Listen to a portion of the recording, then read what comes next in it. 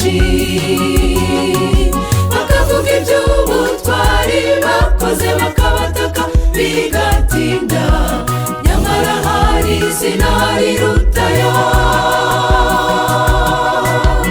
Yesu niwe zina rikomeye, niwe ujya utabara mu makuba, niwe ujya urengera abashavuye, abababaye arabahumuriza, abatotezwa n'iby'isi ababera igisubizo.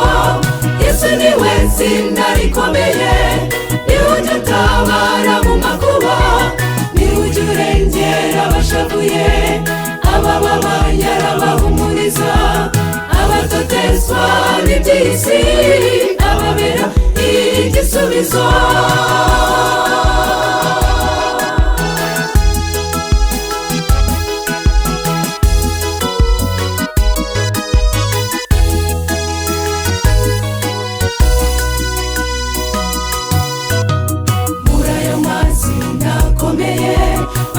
Kenshi no mu bitabo nta rimwe ndumva rinyuze umutima wanjye, banirayo ntibabasha kunkiza, ntawabasha kumpa amahoro, biboneka mu izina rimwe gusa. Yesu niwe zina rikomeye, niwe ujya utabara mu makuba, niwe ujya urengera abashavuye, abababaye arabahumuriza, abatotezwa n'iby'isi ababera igisubizo. Yesu niwe zina rikomeye, niwe ujya utabara mu makuba, niwe ujya urengera abashavuye, abababaye arabahumuriza, abatotezwa n'iby'isi ababera igisubizo.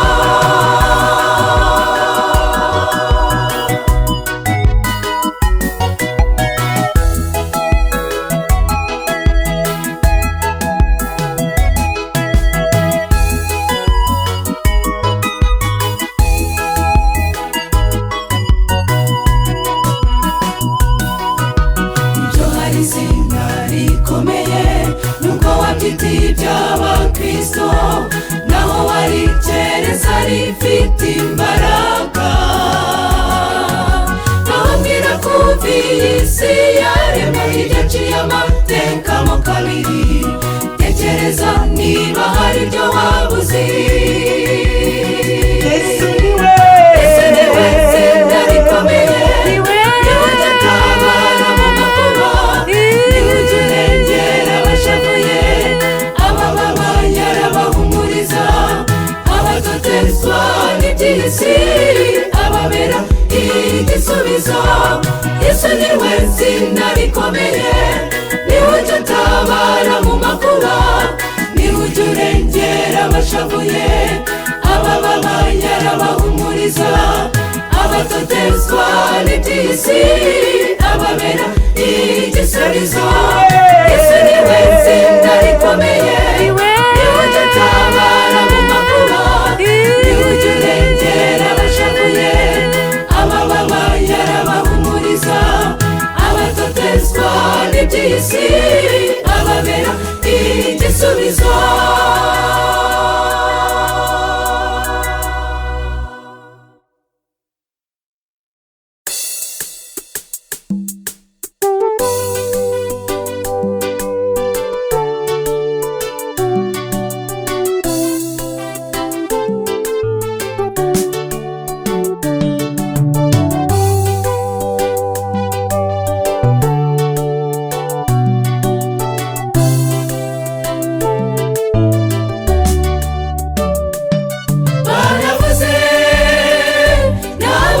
Bazavuga igihe kinini, bavuga ko azagaruka, barategereje, n'ababitangiye ntibakiriho, n'abariho ubu ntibazi neza uwo munsi.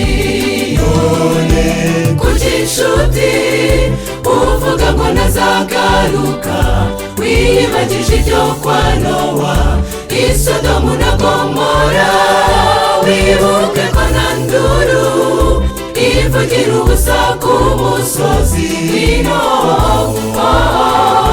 arategereje. Kuki inshuti uvuga ngo ntazagaruka, wiyibagije ibyo kwa Nowa i Sodomu na Gomora, wibuke ko nta nduru ivugira ubusa ku musozi wino arategereje.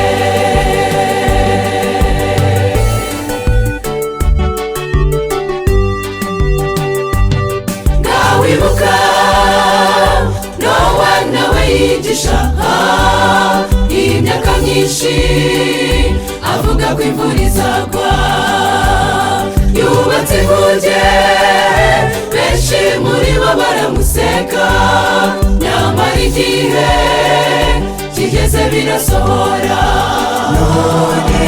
Kuki inshuti uvuga ngo ntazagaruka, wiyibagije ibyo kwa Nowa i Sodomu na Gomora, wibuke ko nta nduru ivugira ubusa ku musozi wino arategereje. Kuki inshuti uvuga ngo ntazagaruka, wiyibagije ibyo kwa Nowa i Sodomu na Gomora, wibuke ko nta nduru ivugira ubusa ku musozi wino arategereje.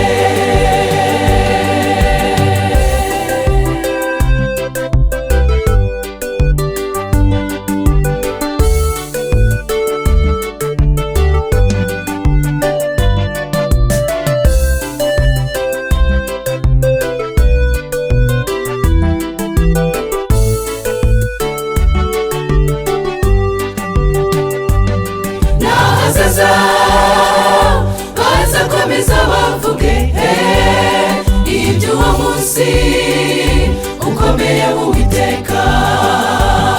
Icyo usabwa ni ukwitegura ntudamarare, kutamenya umunsi ntibivuze ko atazaza. Kuki inshuti uvuga ngo ntazagaruka, wiyibagije ibyo kwa Nowa i Sodomu na Gomora, wibuke ko nta nduru ivugira ubusa ku musozi wino arategereje. Kuki inshuti uvuga ngo ntazagaruka, wiyibagije ibyo kwa Nowa i Sodomu na Gomora, wibuke ko nta nduru ivugira ubusa ku musozi wino arategereje. Wibuke ko nta nduru ivugira ubusa ku musozi wino arategereje.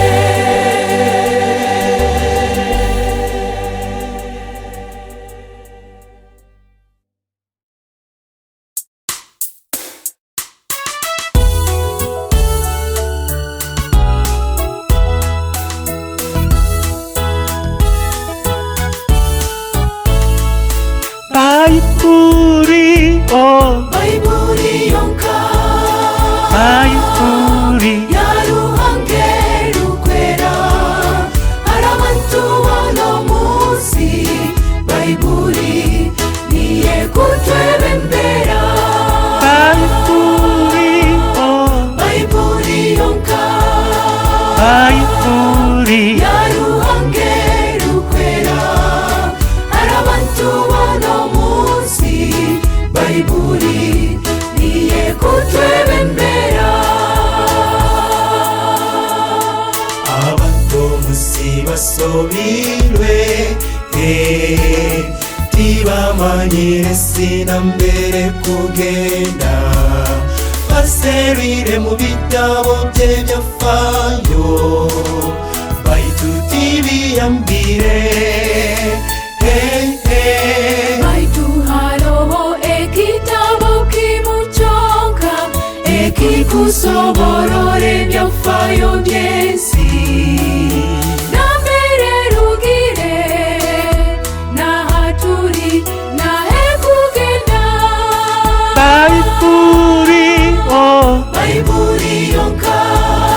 bayiburi yaruhange rukwera hari abantu bano munsi bayiburi niye kutwebembera bayiburi bayiburi yonka bayiburi yaruhange rukwera hari abantu bano munsi bayiburi niye kutwebembera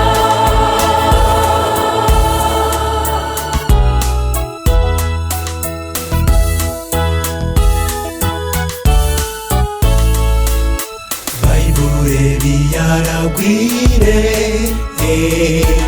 ebikukira bihikiriro munsi byajari yangereka kwebusabusa ondera bayiburi ebye kugamba kwatira kimu Yesu mwana wa ruhanga yatuferire hamusaraba mukwabarizokera habicu asange tumuritsire bayiburi bayiburi yonka bayiburi yaruhange rukwera hari abantu bano munsi bayiburi niye kutwebembera bayiburi bayiburi yonka bayiburi yaruhange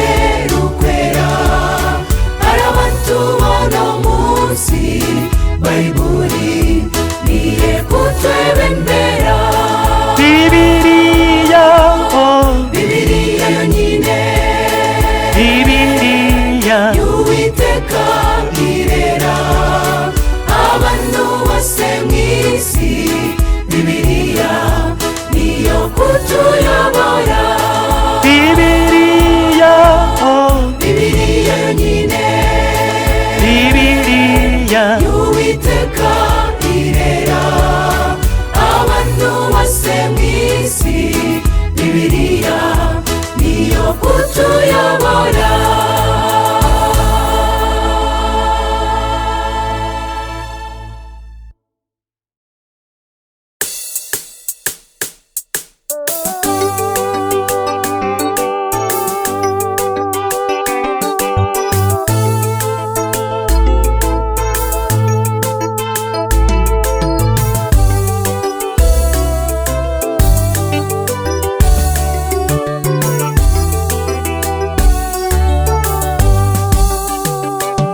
hariho benshi bazize kwizera kwabo ubwo bagendaga bahamya Yesu mu mpande zose z'isi ntibateshutse ntibanze no gupfa ubwo gukunda umwami wabo baguma kumuhamya haguruka nshuti tujye ku murimo umwami aratabaza tuburira ab'isi tubamenyeshe ko igihe kiri hafi birabakuzengurutse badahuga twese tujye ku murimo tutebutse kugaruka kwe haguruka nshuti tujye ku murimo umwami aratabaza tuburira ab'isi tubamenyeshe ko igihe kiri hafi birabakuzengurutse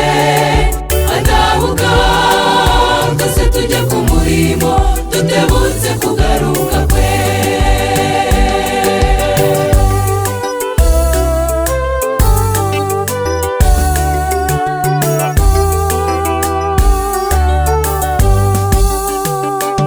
ngaho twibaze mbese bazambaza bate bazamwizera bataramwumva kandi ntawababwirije genda ubabwire Yesu ugiye kugaruka kuko ibirenge bijyanye ubutumwa bizari byiza cyane haguruka nshuti tujye ku murimo umwami aratabaza tuburira ab'isi tubamenyeshe ko igihe kiri hafi birabakuzengurutse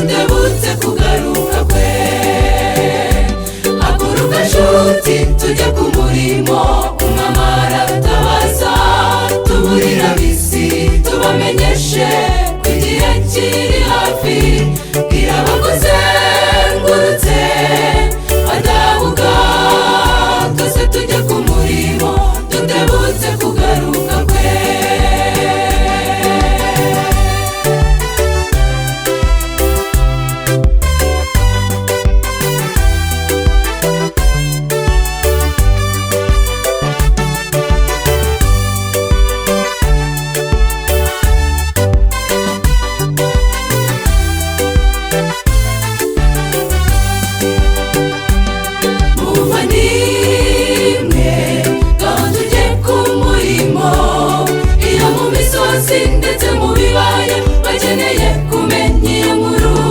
Kandi wibuke yuko tutari twenyine, yasezeranye kuzabana natwe kugeza ku mperuka. Haguruka nshuti tujye ku murimo, umwami aratabaza, tuburire ab'isi tubamenyeshe ko igihe kiri hafi. Birabakuzengurutse badahuga, twese tujye ku murimo dutebuze kugaruka kwe. Haguruka nshuti tujye ku murimo, umwami aratabaza, tuburire ab'isi tubamenyeshe ko igihe kiri hafi. Birabakuzengurutse badahuga, twese tujye ku murimo dutebuze kugaruka kwe.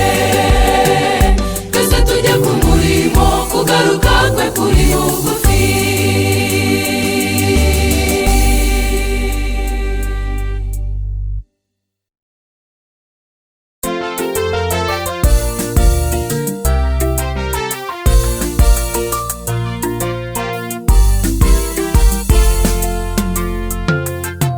Ninde wamenya ibiri mu mutima w'umuntu, ko ari byinshi kandi byose bitandukanye.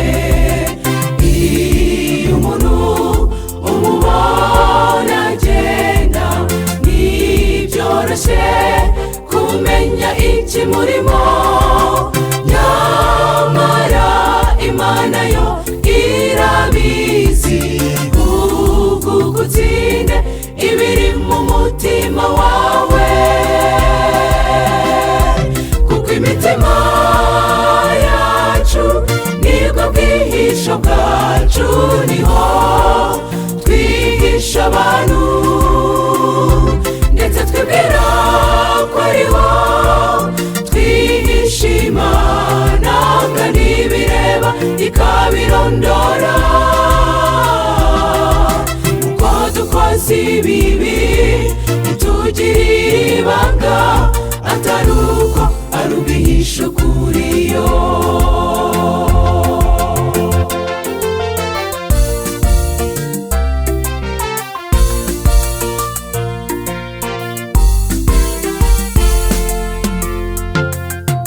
Petero mu rubanza yemeje ko atari kumwe na Yesu, ati wenda nakiza ubugingo bwanjye.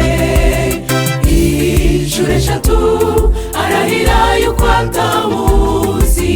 Abantu ntibabasha kumenya ukuri kwe, ibiteye yibuka ibyo Yesu yamubwiye, amenya ko atabasha kubeshya Imana. Kuko imitima yacu nibwo bwihisho bwacu, niho twihisha abantu, ndetse twibwira ko ariho twihisha Imana, kandi ibireba ikabirondora. Uko dukoze ibibi itugirira ibanga, atari uko ari ubwihisho kuri yo.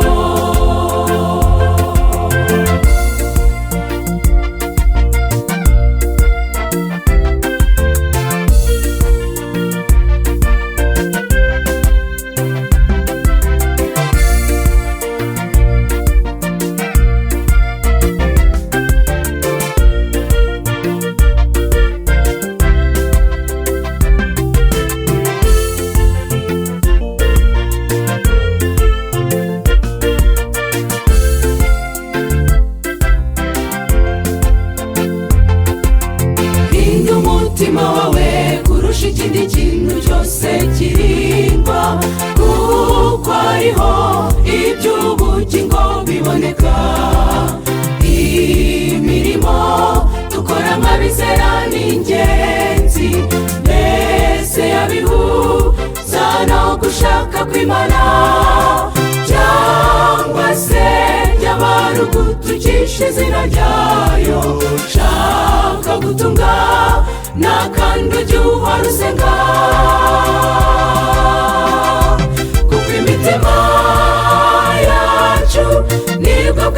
bwihisho bwacu niho twihisha abantu, ndetse twibwira ko ariho twihisha Imana, kandi ibireba ikabirondora.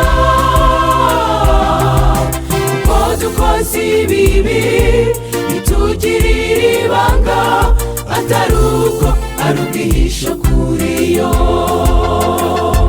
kuko imitima yacu nibwo bwihisho bwacu, niho twihisha abantu, ndetse twibwira ko ariho twihisha Imana, kandi ibireba ikabirondora. Uko dukoze ibibi bitugirira ibanga, atari uko ari ubwihisho kuri yo.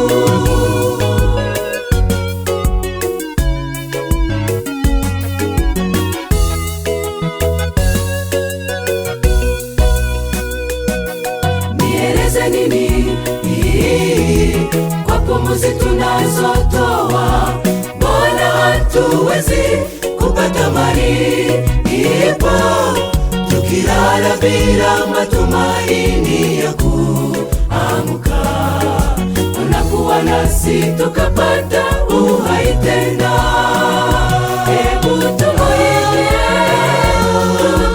abudu kwa yale matendo atutendea, hayatustahili unayotutendea. Twainua mikono tukuabudu. Hebu tumuimbie,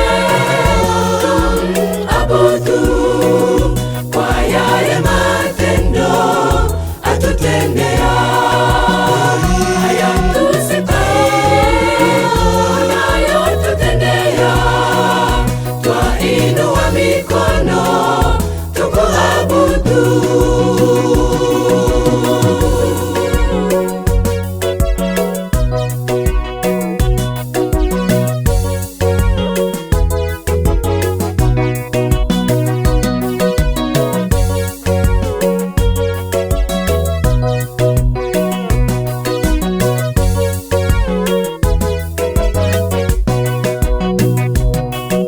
Malinganishwa na nani mfalme wa ajabu, mbona unazidi ile tunavyofikiria, vitaelezeka tukifika kwako pale, tutakusifu kila mara kwa mara. Hebu tumuimbie,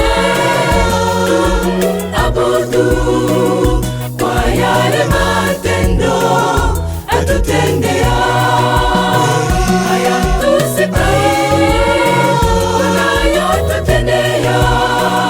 Twainua mikono tukuabudu. Hebu tumuimbie, abudu kwa yale matendo atutendea, hayatustahili unayotutendea. Twainua mikono tukuabudu. Hayatustahili unayotutendea. Twainua mikono tukuabudu.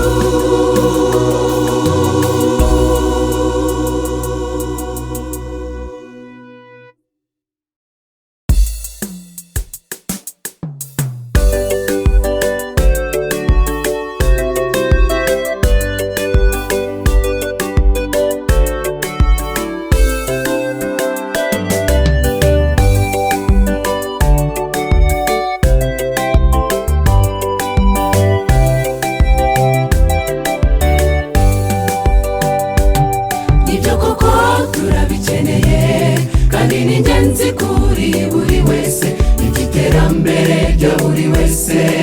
Nibyo uwabigezeho yubahwa na bose, kandi ahabwa icyubahiro na benshi aho ageze hose. Bite na za nzira za kera twatojwe n'abakurambere, ziturarikira gushaka iby'ubutunzi bw'iteka, uko dushaka iterambere ry'isi, iyo abari nako dushaka ijuru. Isi yacu yatunganirizwa kuzabona Yesu. Bite na za nzira za kera twatojwe n'abakurambere, ziturarikira gushaka iby'ubutunzi bw'iteka, uko dushaka iterambere ry'isi, iyo abari nako dushaka ijuru. Isi yacu yatunganirizwa kuzabona Yesu.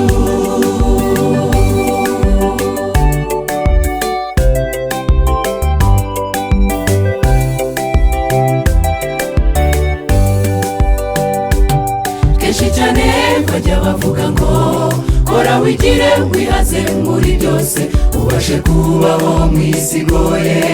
Nshuti kora niba dushishikarizwa ibishira tukabishaka n'imbaraga zose, bite n'ibyiteka bite na za nzira za kera twatojwe n'abakurambere, ziturarikira gushaka iby'ubutunzi bw'iteka. Uko dushaka iterambere ry'isi iyaba ari nako dushaka ijuru, isi yacu yatunganirizwa kuzabona Yesu. Bite na za nzira za kera twatojwe n'abakurambere, ziturarikira gushaka iby'ubutunzi bw'iteka.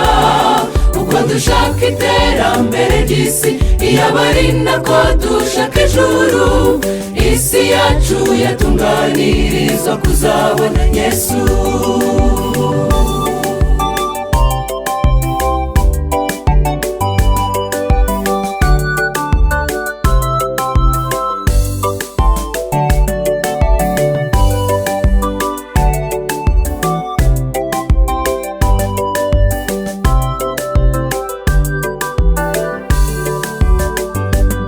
Yesu nawe yabivuze neza ati mushaka ubwami bw'Uwiteka no gukiranuka kwe kose mubishake, nibyo by'ingenzi kandi bikwiriye bibereye buri wese utuye isi wazabona ijuru.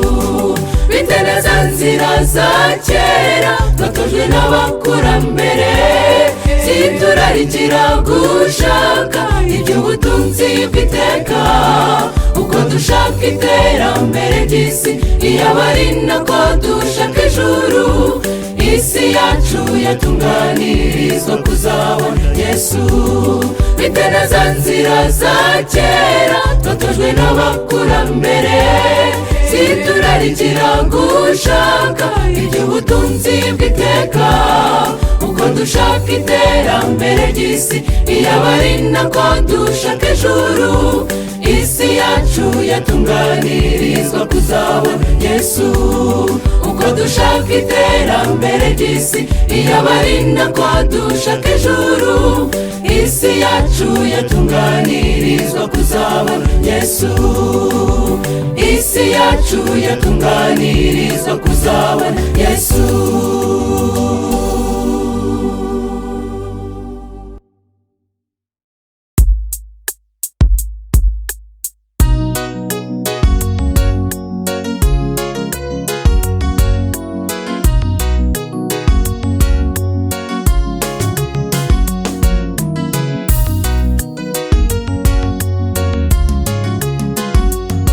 Ubuzima bw'umuntu ku isi ni igihe gito, uhita nk'umuyaga kandi ugenda nk'umwotsi, kandi abazima batuye isi bazi ko bazapfa, hahirwa abapfira mu mwami baruhuka imihati. Hari aho tuzagera twibagirwa urupfu kundi, aho nta marira cyangwa agahinda kaharangwa, aho ari umucyo wa Yesu ibihe ntibibarwayo. Aho hantu ni heza bifurije kubayo. Hari aho tuzagera twibagirwa urupfu kundi, aho nta marira cyangwa agahinda kaharangwa, aho ari umucyo wa Yesu ibihe ntibibarwayo. Aho hantu ni heza bifurije kubayo.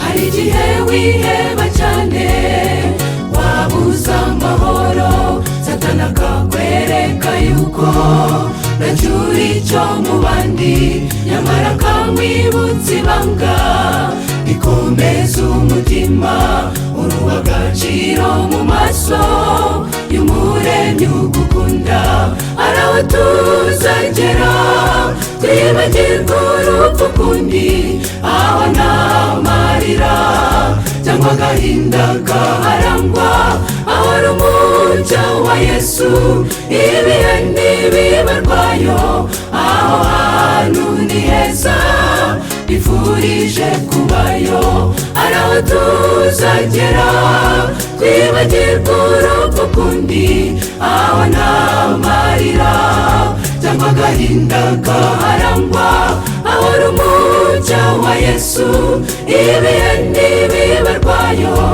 aho hantu ni heza bifurije kubayo.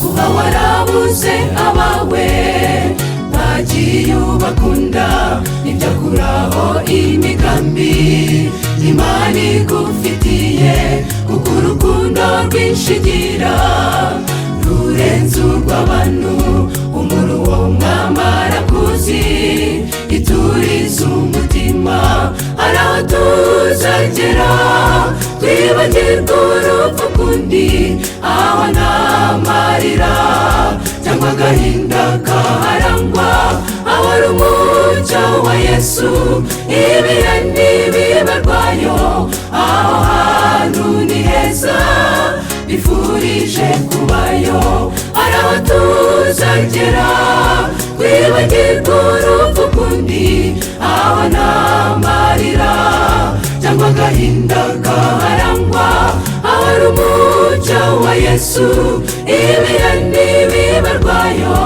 aho hantu ni heza bifurije kubayo ahora umucyo wa Yesu ibihe ntibibarwayo aho hantu ni heza bifurije kubayo aho hantu ni heza bifurije kubayo.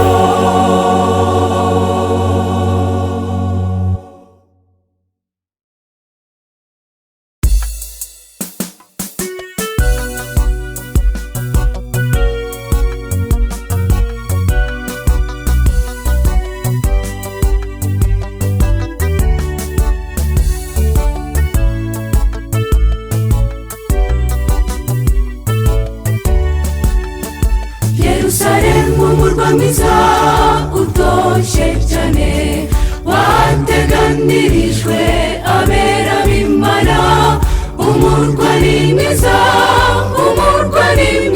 pe niho tuzibera tunesheje isi Mana nifuza kwibera mu kibanza gikwiriye aho amahoro aganje hifuzwa na buri wese Yerusalemu iremeshejwe niho hateganirijwe abo bose banesheje isi Mana nifuza kwibera mu kibanza gikwiriye aho amahoro aganje hifuzwa na buri wese Yerusalemu iremeshejwe niho hateganirijwe abo bose banesheje isi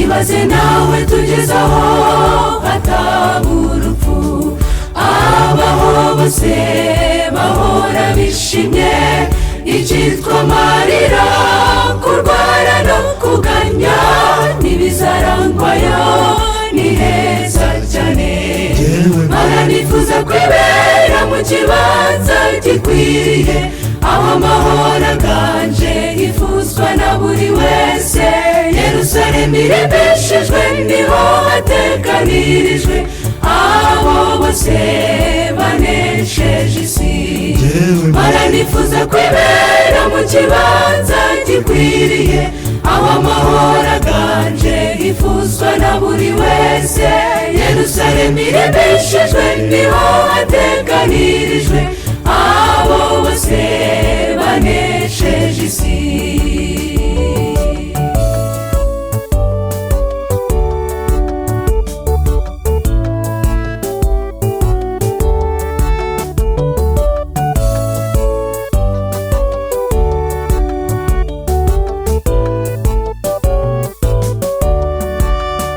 Muvandimwe wibaza iki kuri ubu buzima bw'isi turusha tubamo tuganya? Reka guheranwa n'iby'ejo nzamerane, hitamo ubuzima bw'amahoro masa. Mana nifuza kwibera mu kibanza gikwiriye, aho amahoro aganje hifuzwa na buri wese. Yerusalemu iremeshejwe, niho hateganirijwe abo bose banesheje isi. Mana nifuza kwibera mu kibanza gikwiriye, aho amahoro aganje hifuzwa na buri wese.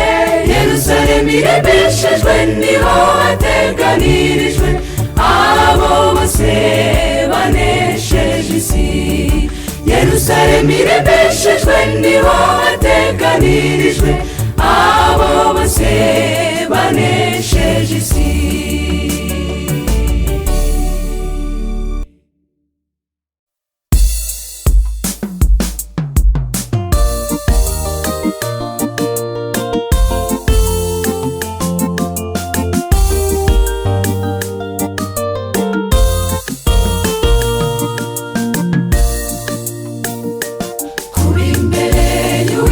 Imana umugabo Yosuwa niko kwamubashishije kunesha mu gihe kibi, ubwo Satani yamuregaga ko ari umunyabyaha kandi ko adakwiriye guhabwa ubuntu bwa Yehova.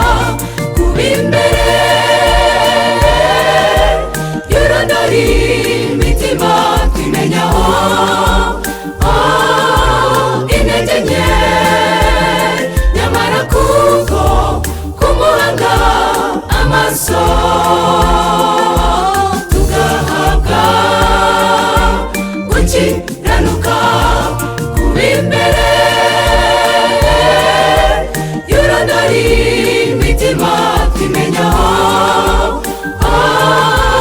intege nke, nyamara kuko kumuhanga amaso tugahabwa gukiranuka.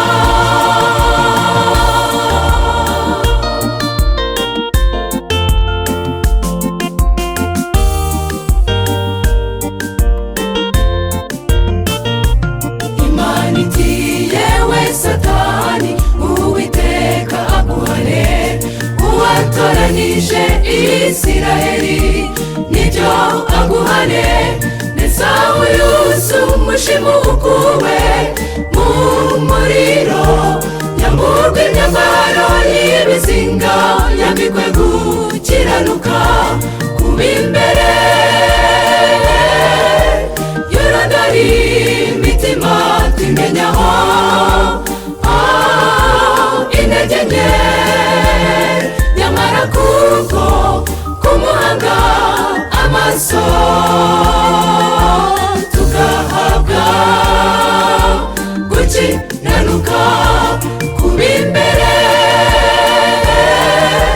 y'urondori imitima twimenyaho intege nke, nyamara kuko kumuhanga amaso tugahabwa gukiranuka.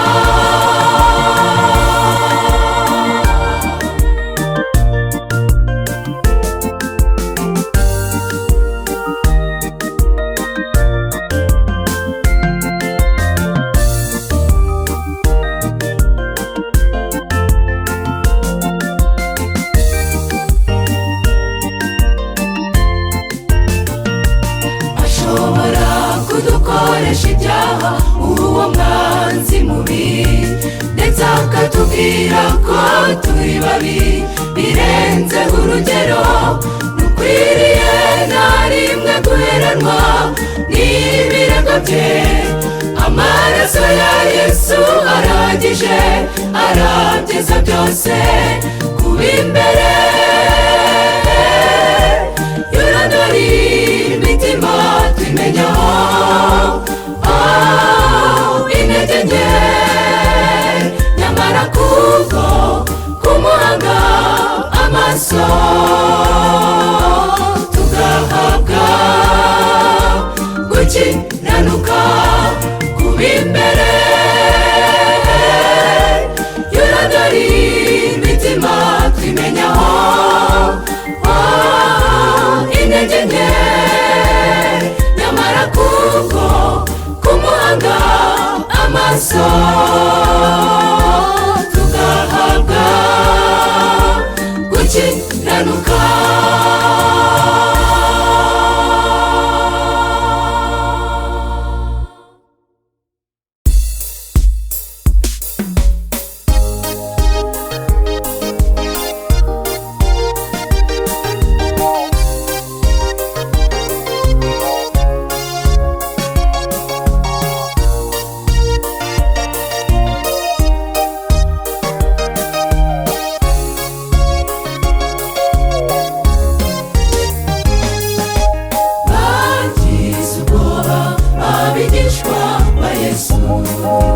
Babwiwe ko umwami nawe uri mu gituro, bakeka ko yaba aribwe n'abayuda, bahumurizwa na marayika ukomeye.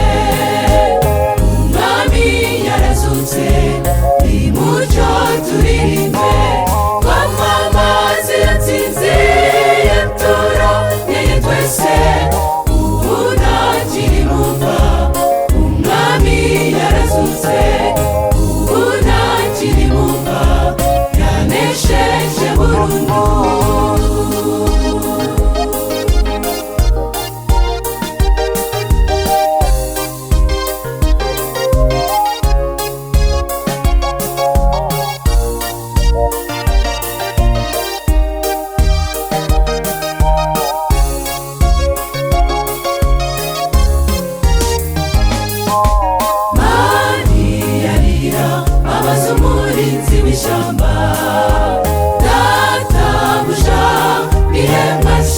Umwami wanjye wongeye gukura umubiri wo hano, atungurwa n'uko ari Yesu bavuganaga. Umwami yarazutse, nimucyo turirimbe, twamamaze yatsinze yatoranyeye twese. Ubu ntakiri mu mva, umwami yarazutse, ubu ntakiri mu mva, yanesheje burundu.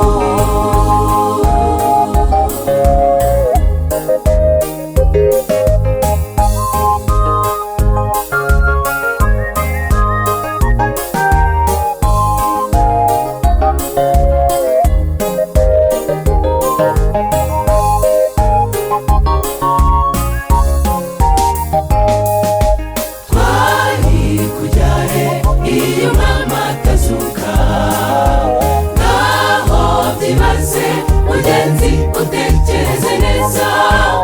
Inkuru nziza yicaye iburyo bwa se, avuganira abatuye isi bose. Umwami yarazutse, nimucyo turirimbe, twamamaze yatsinze yatoranyeye twese. Ubu ntakiri mu mva, umwami yarazutse, ubu ntakiri mu mva, yanesheje burundu. Umwami yarazutse, nimucyo turirimbe, twamamaze yatsinze yatoranyeye twese. Ubu ntakiri mu mva, umwami yarazutse, ubu ntakiri mu mva, yanesheje burundu. Ubu ntakiri mu mva, umwami yarazutse, ubu ntakiri mu mva, yanesheje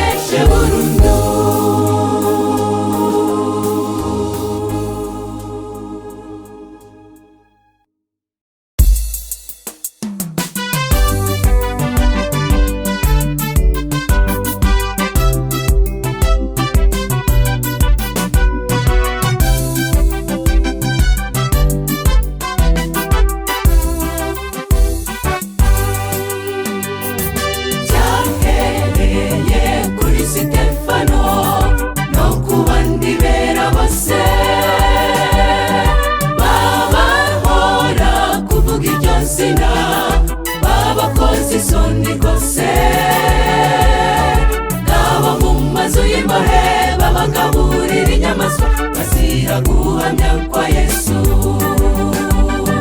Igihe cy'amakuba ya Yakobo nikigera, Mikayeli wajya guhagarikira abantu be, azaza atabarane n'intore ze ku rugamba ruheruka.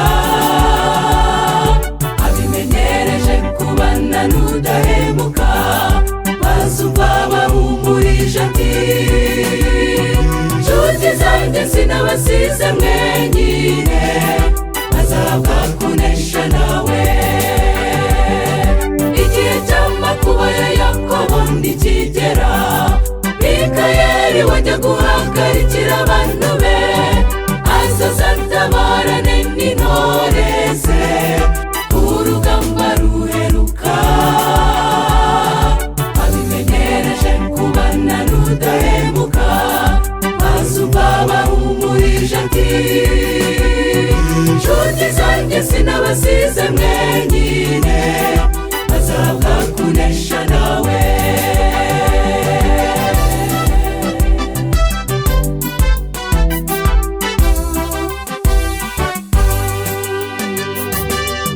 Cyanibuka za ntumwa za Yesu, Petero na bagenzi be,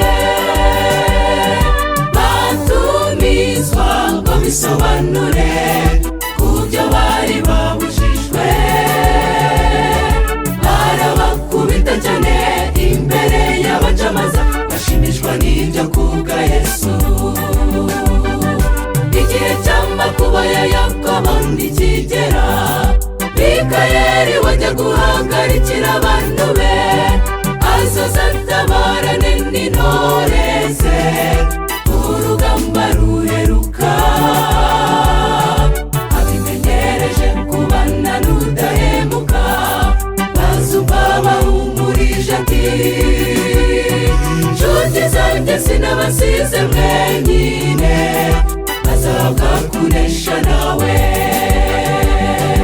Igihe cy'amakuba ya Yakobo nikigera, Mikayeli wajya guhagarikira abantu be, azaza atabarane n'intore ze ku rugamba ruheruka.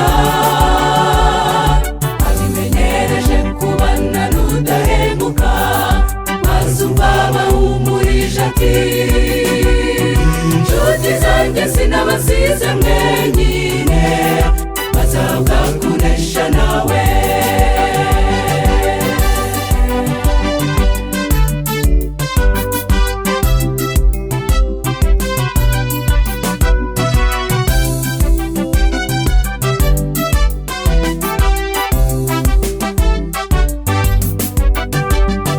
Natwe tugeze muri cya gihe cy'aba bagorozi bacu, naho twasabwa guhamisha kwizera amaraso yacu. Kwibuka isezerano rye, naho twaca mu muriro tuzavamo dushima Yesu. Igihe cy'amakuba ya Yakobo nikigera, Mikayeli wajya guhagarikira abantu be, azaza atabarane n'intore ze ku rugamba ruheruka.